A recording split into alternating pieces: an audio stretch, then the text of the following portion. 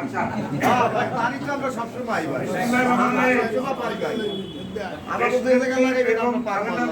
সুস্থতা কামনায় দোয়া মোনাজাত এবং শ্রমিক সমাবেশ সফল করার লক্ষ্যে আজকে এই অনুষ্ঠানে প্রধান অতিথি হিসেবে উপস্থিত আছেন আমাদের অত্যন্ত প্রিয় নেতা, তিনি প্যাঁচকোচ বোঝেন না, স্পষ্ট বোঝেন না, সেরকম একজন নেতা, সাদা মনের চিন্তা চেতনা যার মধ্যে, সেরকম একজন মানুষ এবং রাজপথে আন্দোলন সংগ্রামে যিনি সরকারের কাছে শ্রমিক দলই সেরা, তাইলে কিন্তু আমরা কিন্তু আমাদের কার্যক্রমকে তার কাছে বুঝাই করতে পারি।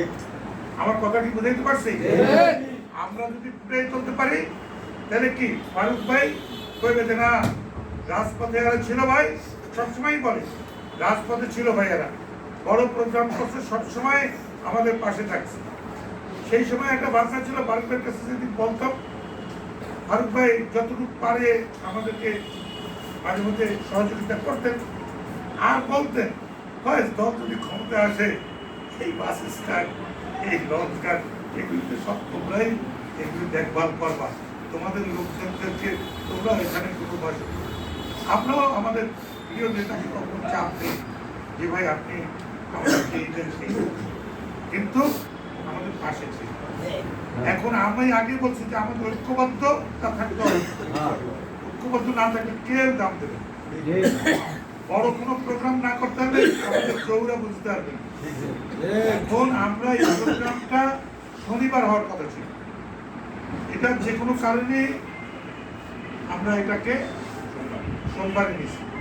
আমাদের নেতার প্রোগ্রাম ছিল, সেজন্য আমরা এটাকে চেঞ্জ করে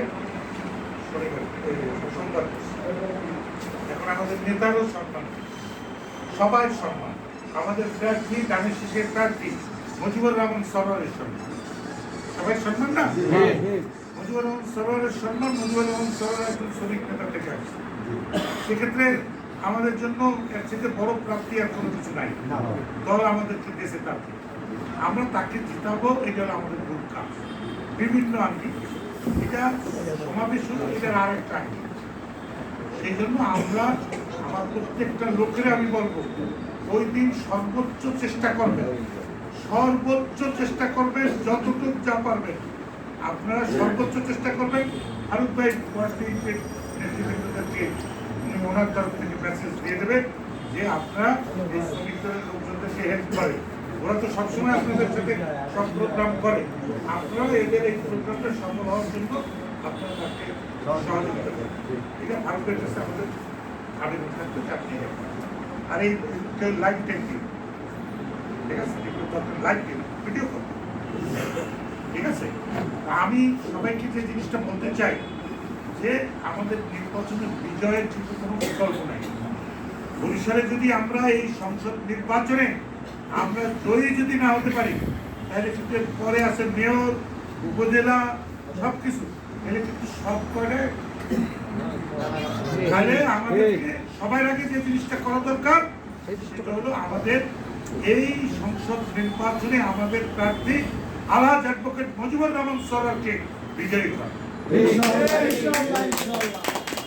এই ক্ষেত্রে আমাদের প্রথম যে ধাপের কাজটা হলো